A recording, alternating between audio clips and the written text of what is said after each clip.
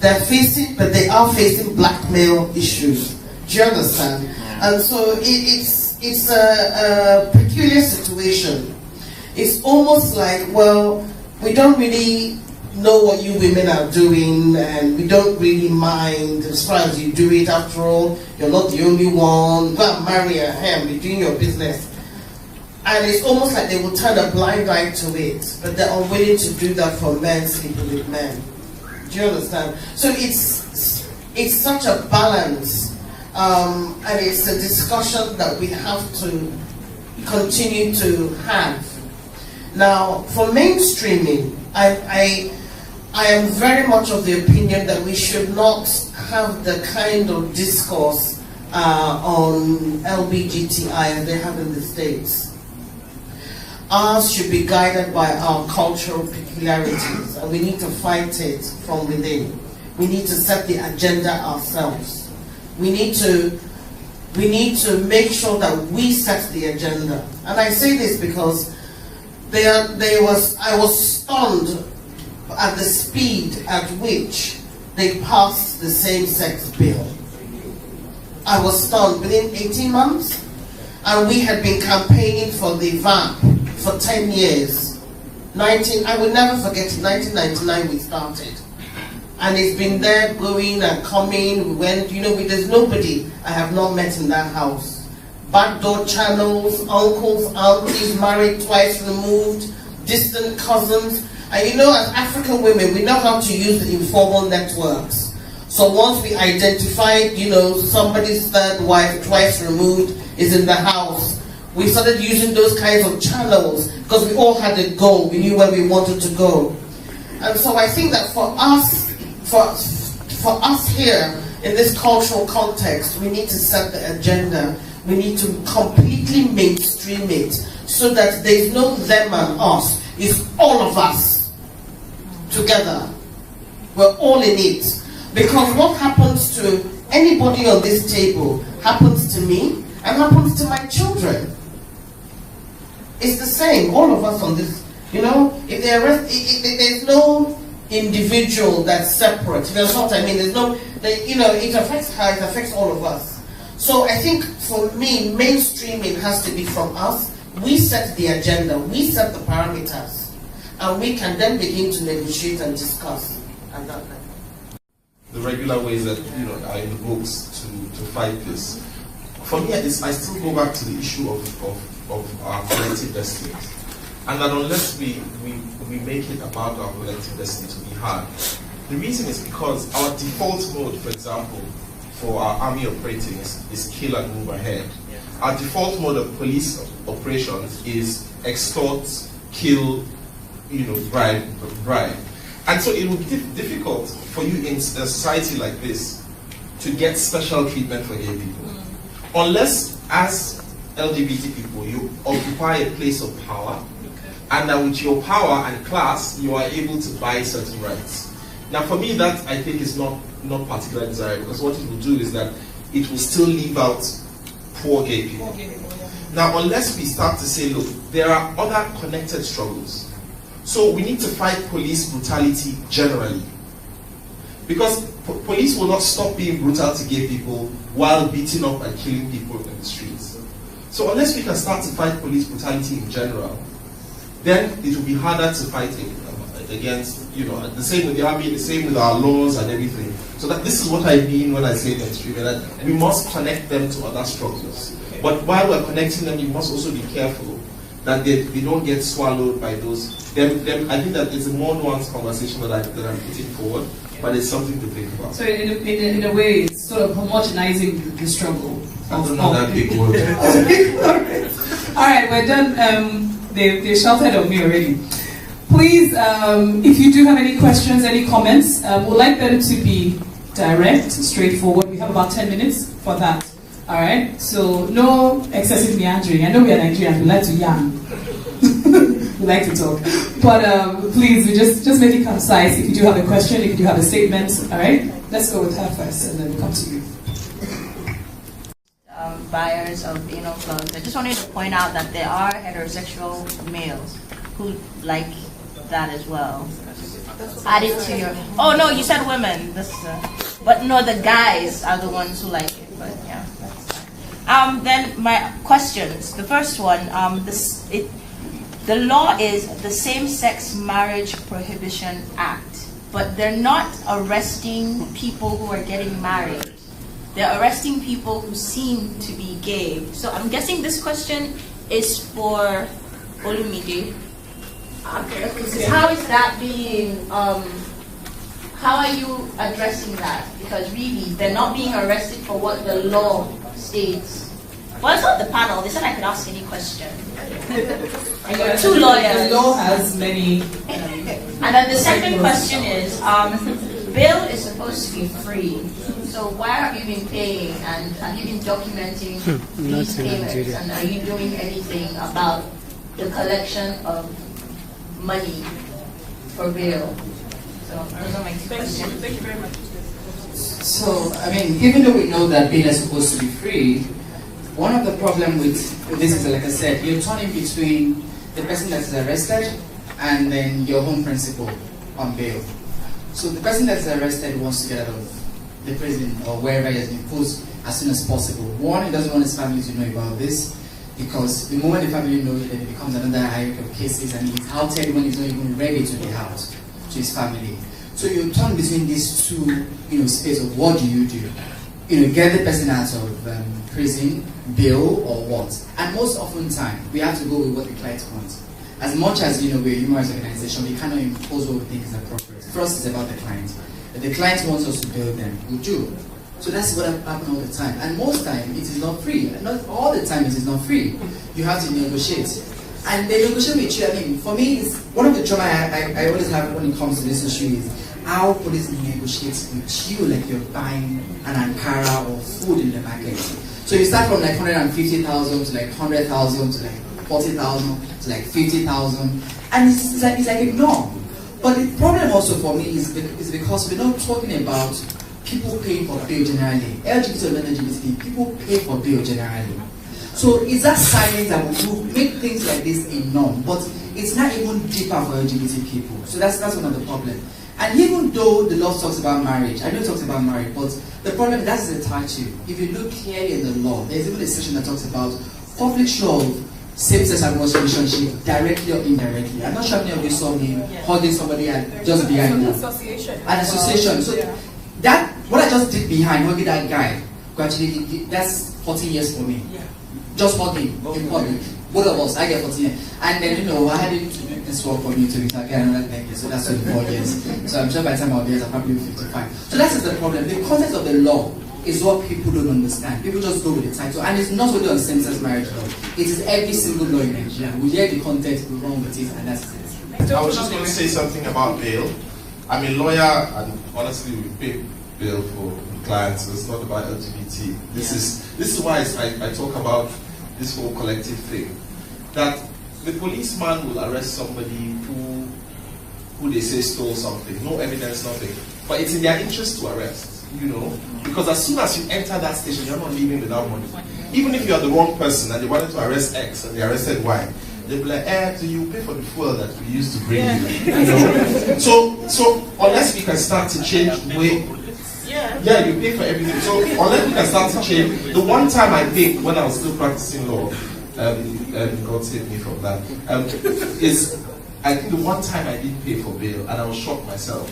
The client was being arrested by a bank because he issued a dog check, and that is a criminal offense. In fact, it's straight, you don't need to prove straight, you're going. So they arrested this guy, blah, blah, blah. So I was able to talk to the guy, and I met somebody who spoke the same language that I spoke, and we kind of rapped.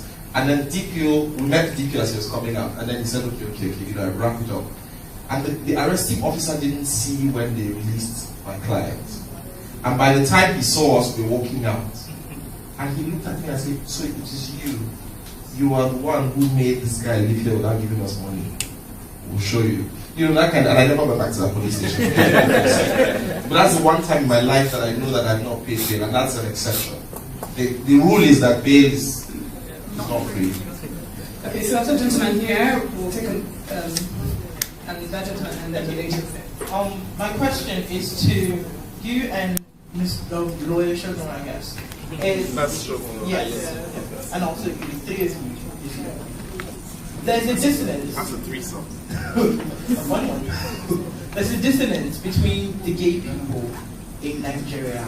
We have the effeminates, we have the DL, the downgrade, the ones that are masculine, we have the ones that just don't care. And we don't have that oneness, because you talk about mainstreaming, and I believe that that's a pipe dream for us at this level. It's maybe in the future, like after I have grandchildren. Because right now, we have a lot of people who argue culture, and they're not arguing logically. I'm a logical person. I will give you your culture, I will throw it back at you, make you see where people who married same-sex kind of relationship, I will throw it back at you, but they are vehemence, they are poison, yeah, it's there, they're ideological. So I believe that for us to take our place in the world, we have to come out as one.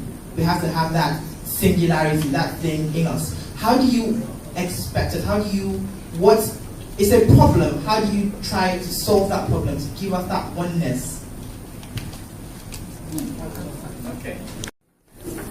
You know, for people like me who have been troublemakers since childhood,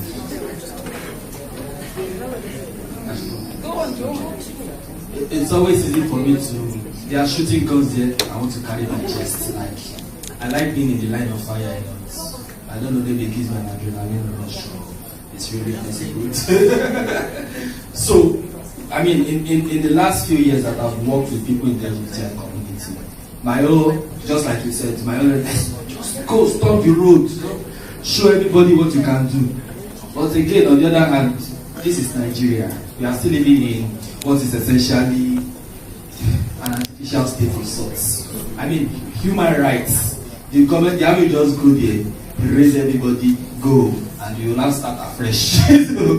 So the whole idea really is to be more strategic than just through your chest. And that's where opportunities like this come on. In fact, I believe that the SSNPA is has been a very positive tool in advancing the cause of LGBTI rights. Because with that sort of opposition, it's easier to now focus your strengths. And then, I mean, that's why we are here. Like someone, I wrote an article then that went really viral, and everybody was arguing back and forth. Gay people should be killed. No, gay people are human. And it went on and on and on. Hundreds of comments, hundreds of comments. And then one person now made the one comment that made an impact on me. I said, what's wrong with you guys? You're actually here discussing whether gay people should be killed or not. Because don't you know that's progress? That the fact that you're even discussing it alone on a blog in Nigeria, that itself is some form of progress. And I think that's where things like this come. It's not going to be like you rightly noted, a 1 week or 1 year. It's a continuous thing. Nobody is going to come and solve all of Nigeria's problems in one stage. But I think he was also talking about the fact that, you know, within the gay community, everyone's different. You have people that are on the DL, people that are very open. Yeah. Can I answer that? Yeah. There's nowhere in the world that the gay communities. Look, in Berlin, when there's a normal gay pride, there's the side gay pride. As you know, those gay people have become commercial. Where any community, you will always have people that have different views. However, the issue is not about, you will never have oneness of gay. Even, I just talked about the feminine men in northern Nigeria. They have a completely different experience from what you would have, what the MSMs have. Yeah. That in some places they occupy a position of privilege, right? And that their challenges, so for example, with transgender men in northern Nigeria, what they've learned to do is that they've understood the culture, the Hausa culture, and they exploit the Hausa culture so that it protects them. Yeah. What they have done, for example, is that, so among the Hausa, there's a very popular concept of kunya, shamefacedness or modesty, that says that you do not speak out in public, you're not loud, you're not showy, you're not all of that. It applies to women, for example, especially, that where there are men, you don't speak up. It's kunya, it's shame, it's modesty that makes you keep quiet, right? The transgendering men, who we call Ndodu, they know this very well. They exploit it. They will not speak up in public where other people are speaking. They're respectful. They're blah blah blah. You know, it's not great, but this is their way. Culturally, they found a way to go through society, decades, hundreds of years, and have not been stamped out. In places where we've had Sharia law reintroduced, they've not been able to stamp them out. All we've had is, for example, in places like Kano, a reduction in public activities, and that's it. So I think that the point is we have to be more strategic. Don't look for unity or we must connect our struggles with larger struggles. Nobody will give gay people alone human rights. Absolutely. We have human rights, and that's what I'm saying. That like I said, feminists cannot be anti-gay. Also, you cannot be an LGBT person as a man and be, sexist. That kind of thing. We must connect these struggles so that when the police know that whoever it is I arrest, he has human rights, then we can go to the second step of talking about more rights for people. But we are not yet equal. It's simply those who have money and power and the rest of us. That's it. Gentleman here for the Okay, I made my humble self. Moses is my name. And one of my questions have been answered by the panelists over there. But I really want to look at some other areas. Like we've been discussing, and then I've not seen any component, the biological component of what we are discussing about. Of course, I understand that a lot of discussions would have been going on even before now, looking at the biological aspects. For example, if we're talking about gay or LGBTI, for me, I believe that it is even a gift, it is unique. But how do we look at this uniqueness to say, okay, these people are also human like every other person? For example, I've engaged a lot of religious people. Sometimes when we have arguments like this, and then we even have plants that are bisexual. So what happens to them? So if some humans are like this, is it a need for us to start criminalizing them or discriminating them or crucifying them? So what's the exact question? What I'm actually looking at is just a short comment before my question coming. What it is that service to humanity is godliness. So we can actually take this more out of religion and then get religious people to understand this part, and we can take it up from there. Okay, so what's the question? Another key question is looking at being homophobic. Directing this question to Mr. Olumide. Like she rightfully said that there's a research that people that are homophobic have some traits. But what it is right now, the major issue, the question is, what are we doing in that direction to ensure that even the rights of some other persons are also not being violated by that we want to start mainstreaming? Because some persons want to feel that, okay, if we are all together, the person that is actually a gay, how does that person want to protect the rights of the other person that is also not a gay? Otherwise, the fact of saying homophobic is that people are scared in the sense that the society is becoming a gay community. But if we need to celebrate that uniqueness, I think it's the right place. You're mixing the questions with... Good afternoon to my panelists. It's been a pleasure being here. My first time, and then it's kind of thorough. I have a lot of struggles inside the group. I'm in front about it. A lot of internal struggles and fears. And I'm hoping that I get the answers to these questions in my heart. I'm going to speak to Pamela. I'm a mother. I have a boy and a girl. And I have this fear about LGBT. One is it all about sex, really? About when it comes together, it's what the infinite we just do it, or is it more about relationship?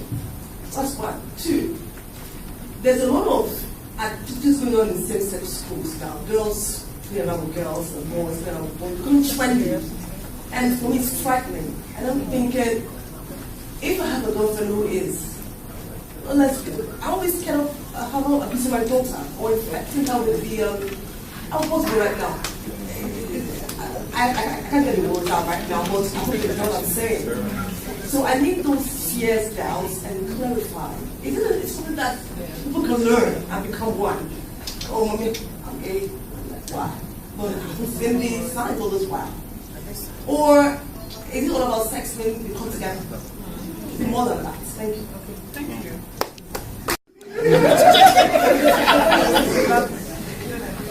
But this is a very important and loaded question, actually, and I will address it on different levels. The first level is myself. I used to be married to a man.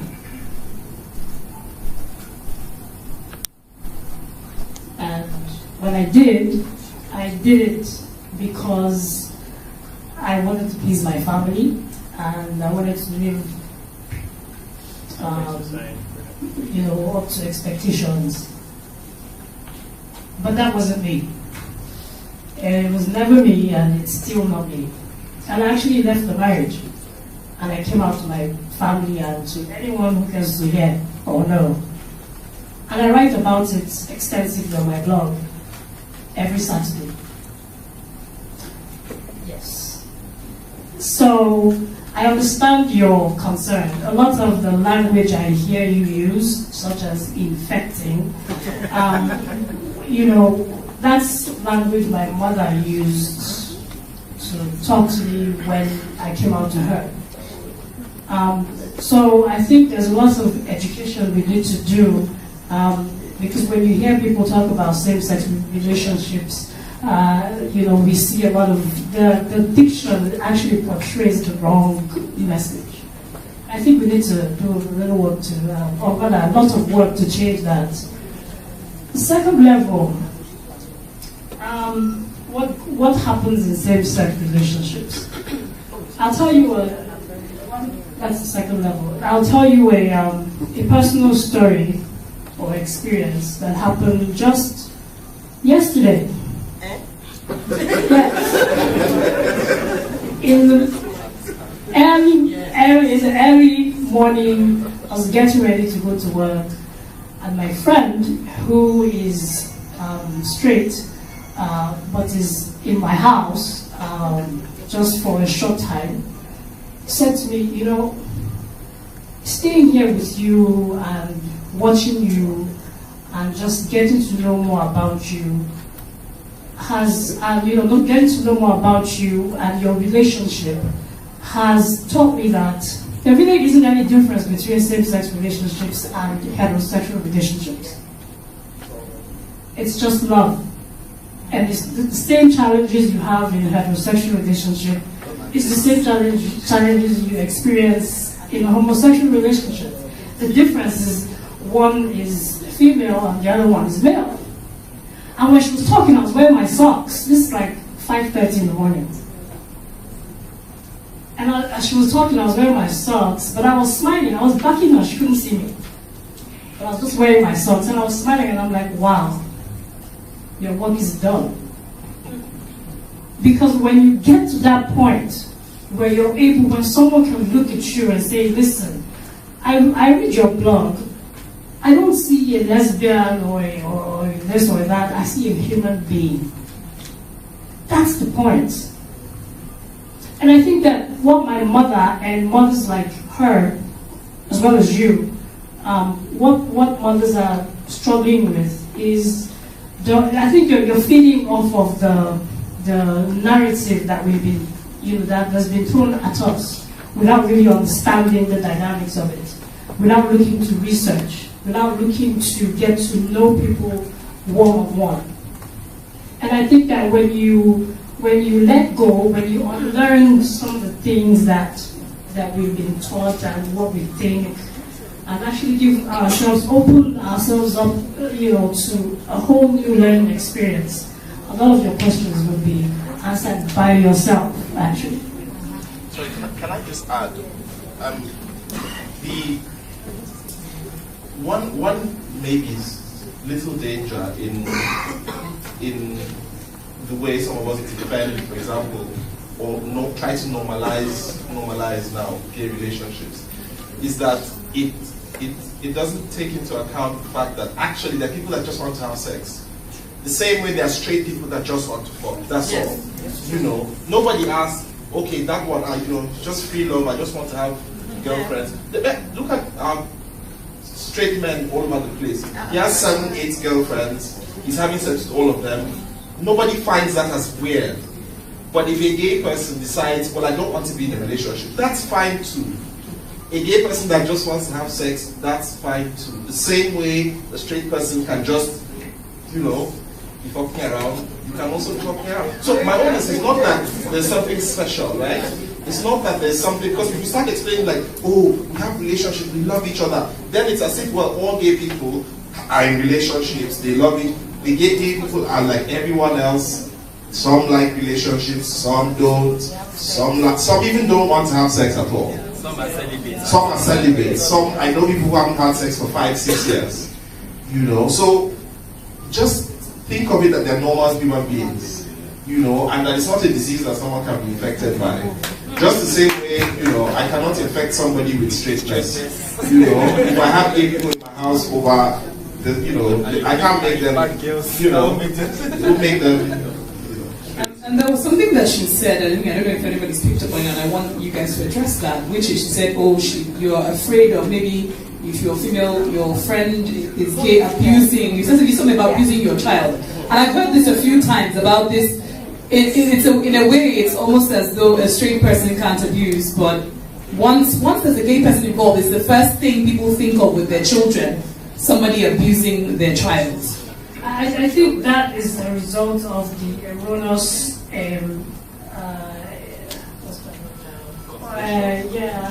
equating pedophilia with homosexuality. And you know, and the media does that a lot, you know, as Ayo has just said. And I think that is what feeds those types of narratives. So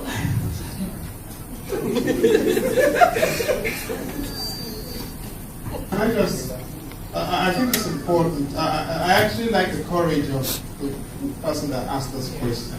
And it's this kind of curiosity, honest curiosity, I think that makes it should be encouraged. And I hope we don't beat up on people coming up with these questions. I'd also like to say this. When you go to the police headquarters in Abuja, the word for sodomy is actually the name of the former Inspector General of Police, who abused a heck of a lot of young males who were retained as his aides, as his ADC. And I'm not going to mention his name here because he's still alive. We've got to respect the privacies of people subject to the legalities as to criminality. But it's important to recognize that there's nobody who has gay written on their forehead. When I chaired the National Human Rights Commission, it took me in 2013 we began in 2012. It took me until 2013 to persuade my governing council to meet with representatives of the gay community in Nigeria. And we had, at a meeting in Lagos here, we had 4 representatives of the community come. And in the process of trying to convince my council, they thought I was, I received things about my sexuality, who I was, how I was a plant on behalf of people and all of that. When we met, I remember they were surprised that, most of my members were surprised that they didn't look different from any other human being.